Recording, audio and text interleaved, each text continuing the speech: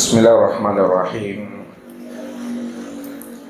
Assalamualaikum warahmatullahi wabarakatuh.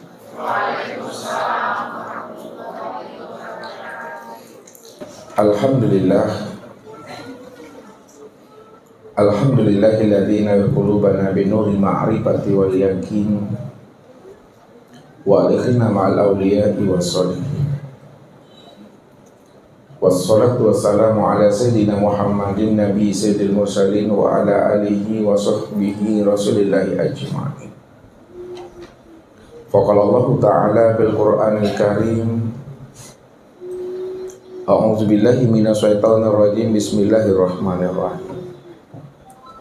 Sanurhim ayatina fil afaq wa fi anfusihim hatta yatabayyana lahum annahul haqq. Wa bil ardi ayatul lil mukminin wa fi anfusikum afala tubsirun. Awalam yatafakkaru fi anfusihim wa'lamu anna fikum Rasulullah sadaqallahul azim. Yang sama-sama kita muliakan dan kita anjung tinggi yang mulia Datuk Raja Azhar bin Raja Ismail, dan yang kita hormati Tuan Haji Basram, dan kita hormati dan kita muliakan bapak-bapak dan saudara-saudara kita yang datang daripada Duri, serta bapak ibu, anak-anak kami jamaah tauhid yang dirahmati Allah. Bila mana seorang hamba ingin terang, lurus dan selamat jalan pulang dan kembalinya menghadap akan Allah Subhanahu wa ta'ala, maka cari dan temuilah Allah itu pada diri. Wa fi anfusikum afala tubsirun. Sesungguhnya diriku ini telah wujud pada dirimu, kenapa tidak kamu pahami, kata Allah. Awalam yatafakkaru fi anfusihim. Kenapa kamu tidak mampu dan tidak mau mempergunakan kecerdasan akal fikir dan rohani untuk memahami akan kehadiran dan kewujudan aku pada dirimu, kata Allah.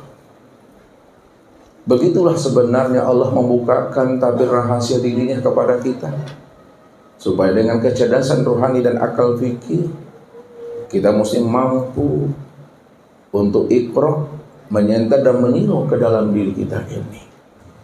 Siapa diri kita ini yang sebenarnya? Jikalau kita telah mampu mengenal akan rahasia diri kita ini yang sebenarnya, maka disitulah kita betul-betul terang, lurus dan selamat pulang kita kembali kepada Allah Subhanahu wa ta'ala. Namun jikalau kita tidak mampu untuk iqra dan menyenter ke dalam diri, sehingga kita tidak tahu siapa diri kita ini dan siapa Tuhan, maka inilah yang dikatakan Allah sebagai orang yang zulumat, orang yang buta, dan orang yang tersesat.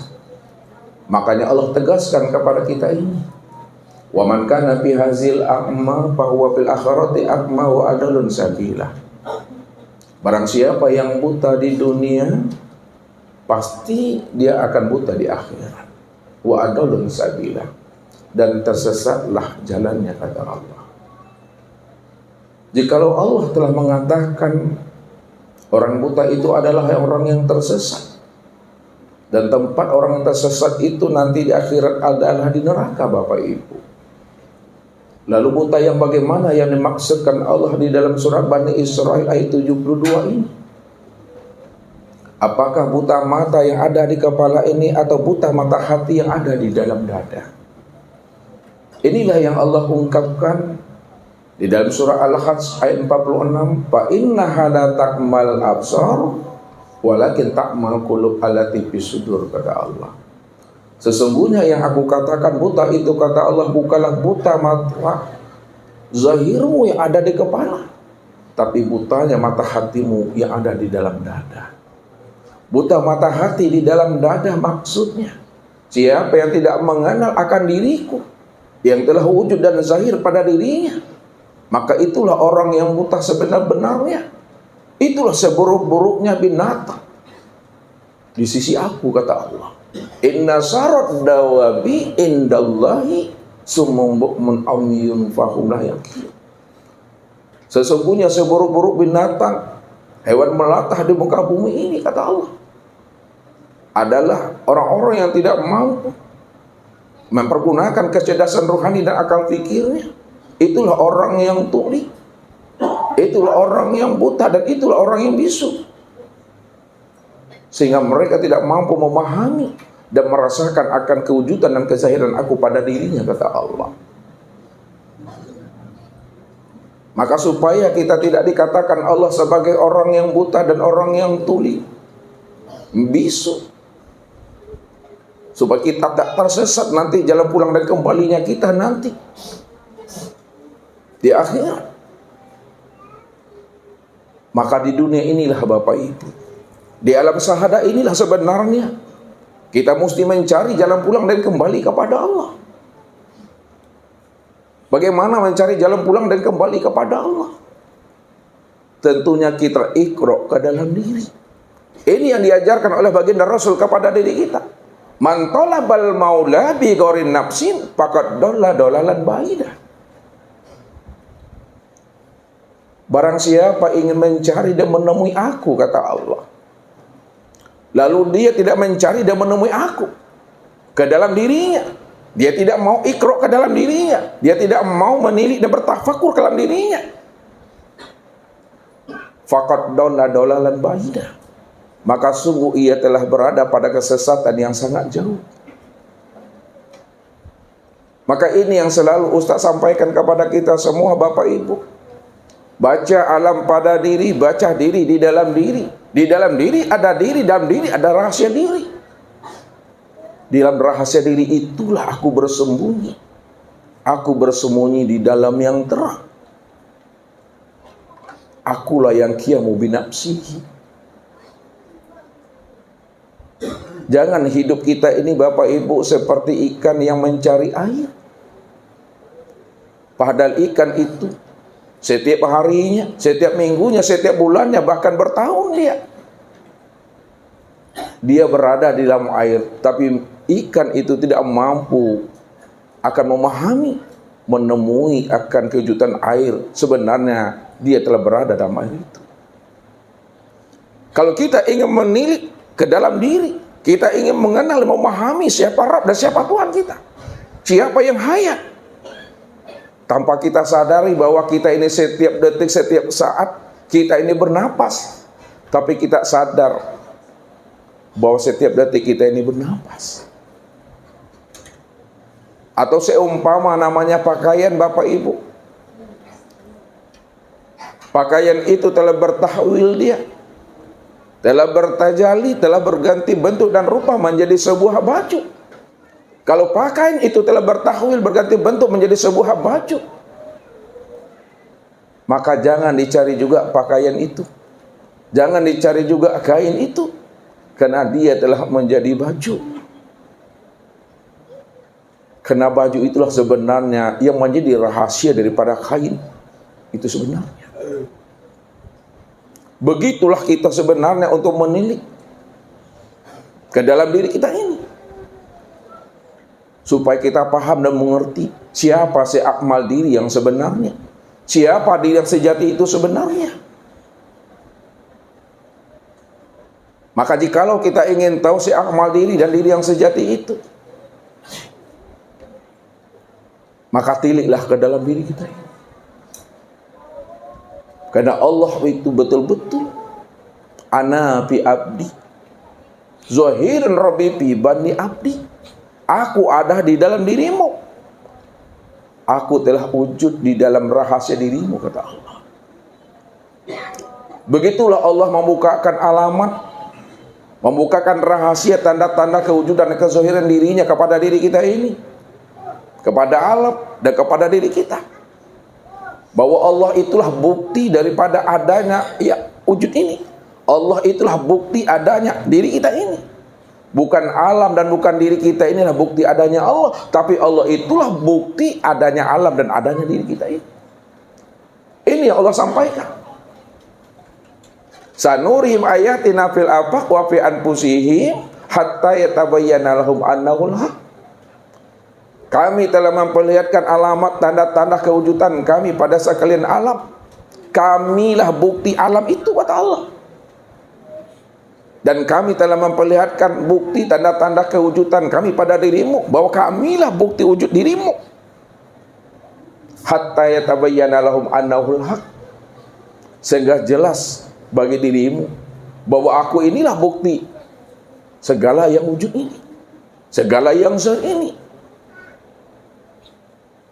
Tapi kenapa tidak kamu pikirkan dan kenapa pula tidak kamu pahami, kata Allah. Walil insanu ala nafsi basira.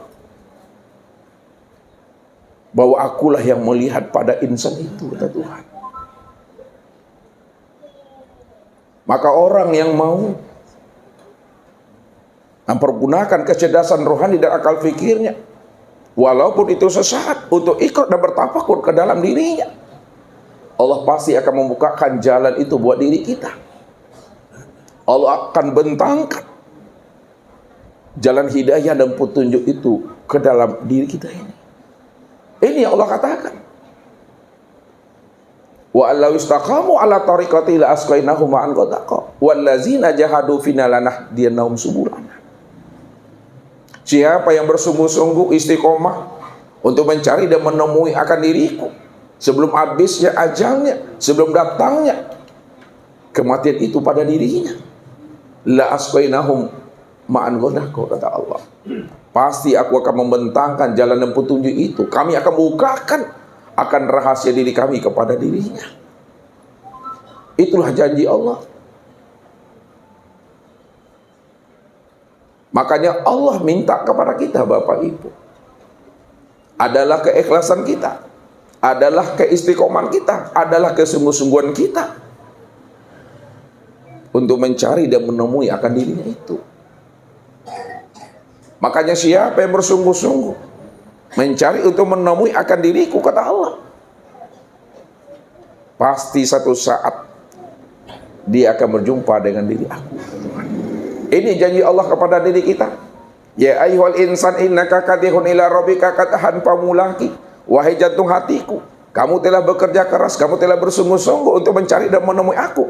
Pasti satu saat kamu pasti akan menemui akan diriku. Aku yang membukakan rahasia kegaiban diri aku kepada dirimu. Kalau Allah yang membukakan rahasia dirinya kepada diri hamba yang ia pilih, may yahdillah fahuwal muhtadi, kata Allah, maka dialah termasuk orang yang beruntung. Dialah termasuk orang yang mendapatkan hidayah dan petunjuk. Tapi sebaliknya Allah katakan apa? Wa may yudlil falan tajidalahu waliyan mursida.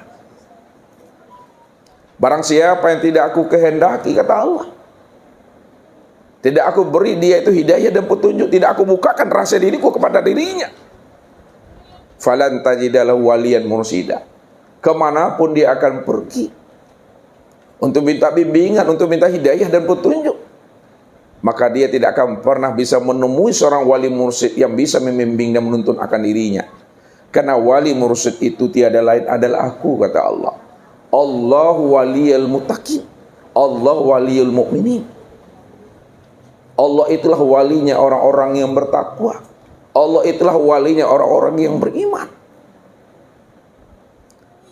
Kalau Allah menjadi wali bagi orang-orang yang beriman dan orang-orang bertakwa, maka disitulah kita serahkan diri kita ini zahir dan batin seutuhnya kepada Allah. Jangan kita bimbang, jangan kita ragu, jangan kita khawatir dengan jaminan dan janji Allah kepada diri kita. Karena Allah itu maha di atas segala-galanya, Bapak Ibu. Inilah satu rahasia yang mesti kita pahami, supaya hidup kita ini tetap selalu istiqomah berjalan lurus di atas jalan hidayah dan petunjuknya. Sehingga kita dibimbing dan dituntun Allah dunia sampai akhiratnya, hidup sampai matinya.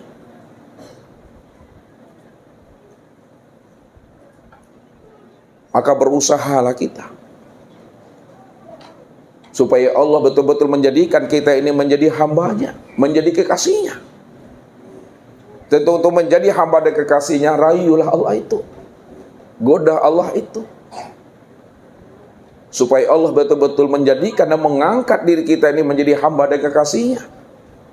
Kalau Allah telah menjadikan kita ini menjadi hambanya, menjadi kekasihnya, itu 100% Bapak Ibu, bahwa kita itu betul-betul adalah hamba Allah dan kekasih Allah. Tapi kalau kita baru mengaku-ngaku kita ini hamba dan kekasihnya, belum lagi itu pengakuan Allah kepada kita, itu namanya mengaku-ngaku, namanya Bapak Ibu. Ya. Kapan kamu menjadi hambaku? Kapan kamu menjadi kekasihku? Kapan kamu kenal dengan aku? Kalau kamu kenal dengan aku, di mana kamu kenal dengan aku? Allah. Suatu contoh Bapak Ibu, jikalau ada seseorang berumur 10 tahun, berumur 13 tahun datang kepada Bapak Ibu, lalu anak itu mengaku anak Bapak Ibu, mau tidak Bapak Ibu menerima bahwa dia itu adalah anak Bapak Ibu? Tidak. Kenapa tidak mau Bapak Ibu? Padahal dia mengaku dia itu adalah anak daripada Bapak Ibu. Karena tak kenal. Kapan kamu menjadi anakku? Kapan kamu kenal dengan aku? Ya. Sudah pasti kita tidak akan pernah mau mengakui dirinya itu sebagai anak kita. Karena kita tak kenal dengan dirinya. Dia cuma mengaku-ngaku bahwa itu adalah anak kita. Begitu Allah. Kita ngaku sebagai hambanya, kita mengaku menjadi kekasihnya. Kapan kamu menjadi kekasihku? Kapan kamu menjadi hambaku? Kapan kamu kenal dengan aku? Aku aja tak kenal dengan dirimu. Maka inilah yang mesti kita pahami, supaya kita ini hidup tidak lagi tertipu dengan akal, dengan nafsu dan dunia kita. Sebab apabila akal, pikir, hati dan jiwa kita itu telah dirampok namanya oleh nafsu Bapak Ibu, telah dipermainkan oleh dunia, maka sulitlah bagi diri kita itu untuk menemui jalan pulang dan kembali kepada Allah. Karena diri kita ini telah dipermainkan oleh nafsu dunia dan akal pikir kita. Makanya jangan sampai habisnya usia umur kita, yang mana diri kita ini masih dirantai dan ditawan oleh akal dunia dan nafsu kita. Maka ini yang mesti kita lepaskan, belenggu dunia, belenggu nafsu dan akal pikir kita ini. Caranya kenalilah siapa pemilik dunia itu. Caranya kenali siapa pemilik nafsu itu. Kalau kita sudah mengenal pemilik dunia dan nafsu, itu adalah Allah Subhanahu wa Ta'ala, pasti Allah akan membukakan rahasia akan diri kita ini yang sebenarnya, supaya namanya akal dan nafsu dunia tidak lagi mampu untuk mempermainkan akan diri kita ini, karena dunia, nafsu dan akal sudah mengenal siapa Tuhannya dan siapa diri kita ini sebenarnya. Makanya orang yang tidak kenal dengan Allah, orang yang tidak berma'rifatullah, itulah sebenarnya yang dipermainkan oleh jin, yang dipermainkan oleh syaitan, yang dipermainkan oleh iblis.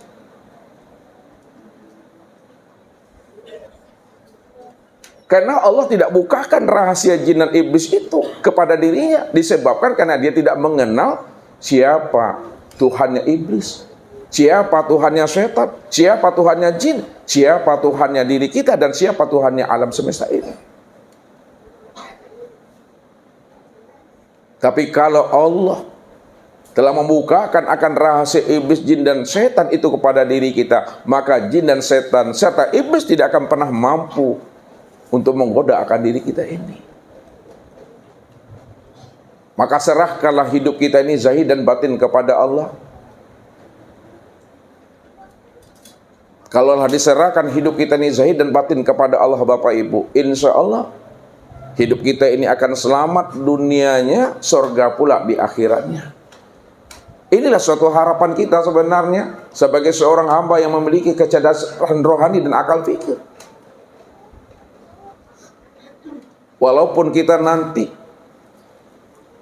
di sorga tidak serumah kita Bapak Ibu dengan anak dan keturunan kita, tapi kita masih satu komplek perumahan sorga jua Bapak Ibu. Maka sangat berbahagia dan beruntunglah kita. Wallahu yahtasu bi rahmati man yasha. Allah masih mengistimewakan, Allah masih mengkhususkan diri kita dan anak serta keluarga kita untuk bisa masuk ke dalam surganya. Walaupun tidak serumah, tapi masih satu perumahan surga juga. Tapi syaratnya untuk bisa kita serumah dan sekomplek di akhirat itu, kata Allah, wallazina amanu wattaba'athum dzurriyyatuhum bil imani alhaqna bihim dzurriyyatahum. Apabila kamu telah mengenal aku, apabila ayah dan ibumu telah mengenal akan aku, kata Allah, apabila suami istri, anak cucu dan menantunya telah mengenal aku, lalu dia beriman kepada aku, di mana hati dan jiwanya telah jinak dan patuh kepada aku, kata Allah, maka akulah yang akan mempertemukan kalian semua di dalam surga menjadi satu keluarga utuh pulang dan kembalinya, kata Allah.